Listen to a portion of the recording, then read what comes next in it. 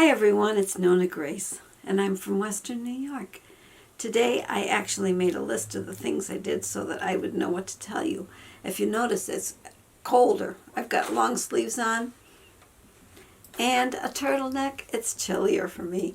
Even though I sat in the sunshine today, it was not overheating kind of feeling. I put my iPad in the shade so that the sun wasn't beating on that. And every time I went out, the dog went out too. Jim's listening to me. Yeah. Okay. Well, what I did is after I watched my regular videos, I made a list of things. I cleaned a small bedroom, and the bedroom that I cleaned was the bedroom that Caitlin likes to stay in, and it's a real tiny. It used to be my baby's bedroom, and now Caitlin likes that room because she gets to have the room all to herself because it's only built for one person. Looked in a cabinet that I haven't looked in a long time. It was one of the cabinets that my dad made, and it was moved here when my mom came to live with us, and my mom and dad came to live with us.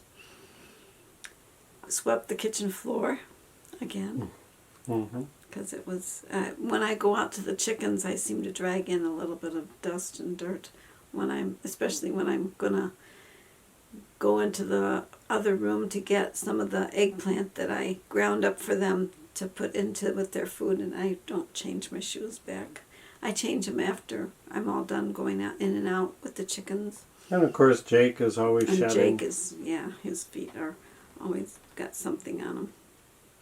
I watched a live stream about sheep, and I learned that there's two different kinds of sheep. The one sheep that I know Mr. G has, that he never has to shear them, and those sheep have actual what they call his hair, and they're supposed to be very healthy and less likely to have parasites. I couldn't think of that word earlier, and Jim reminded me of what it was. But they're less likely to get parasites. I also watched a video about acting awkward. I found that one really interesting. And what they had talked about is how you should keep eye contact, or not too much eye contact, depending on, because it's not a staring contest, as the person said on the video. And a lot of times when somebody's talking, they're looking away, but you should be looking at them so that when they turn back to you, they see that you're listening. And when you're listening on the phone, I'm going to jump around a little bit because the listening on the phone, a lot of times I said, "Are you still there?" Because that person should say, okay, yes, or whatever, so that you at least know that they're listening, because you can't see their head shake. And you don't know whether they're really listening or if they're just daydreaming on that other end of the phone because they're not making any sound. If you're talking about something or somebody's talking about something, don't jump. Like if we're talking about chickens, don't jump and talk about dogs. Try to stay on the topic. If the topic is chickens, then chickens are what we should be talking about. And when you meet somebody for the first time, they say don't give too much personal information. You can tell your name and where you live and maybe what you do, but don't get in there and say, I can't go to the bathroom or some crazy something. As he said, your name, rank, and serial number. You're right. Basically. Is what you should give. And don't tell tales out of school. In other words, don't embarrass yourself, and don't try to embarrass somebody else by being cute, by talking about stuff that you really shouldn't be talking about. And have a filter on your language. Like if you're in a crowd where nobody swears, don't you be swearing, and don't use bad words. Try to keep your conversation respectful. Also, when you're talking with people, try to keep your distance. Don't invade on their personal space. As Jim would say, keep it an arm's length away, which is good, because before I got my glasses fixed, boy, I couldn't be an arm's length away. I had to be further away, which would have been considered odd. But I couldn't focus on the person. I felt like I was constantly going like this, trying to get my head away from them.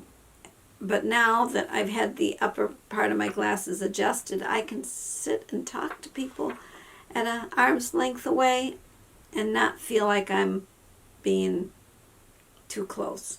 In other words, if and I don't know if you've had people that will get like right in your face when they're talking.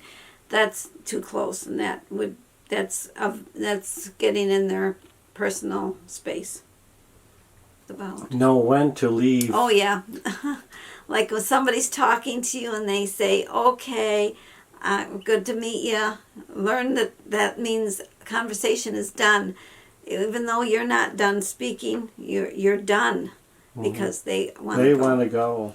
I've actually had people that would go on and on and on and on, and it's like, okay, I really have to go now.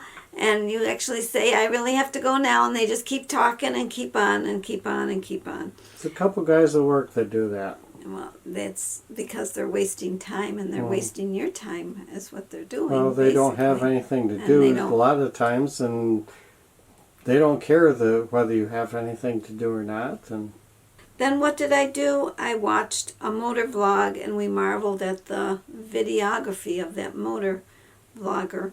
It was really something, the way the camera situation is. I don't know how they do it, but it was really nice. And then I ended, of course, with a chicken video. I watched a chicken being free-ranged for the first time. That was interesting, too, because chickens are always interesting. And that's what I did today. Well, I hope you all had a great day, and I'll see you all tomorrow. Bye-bye.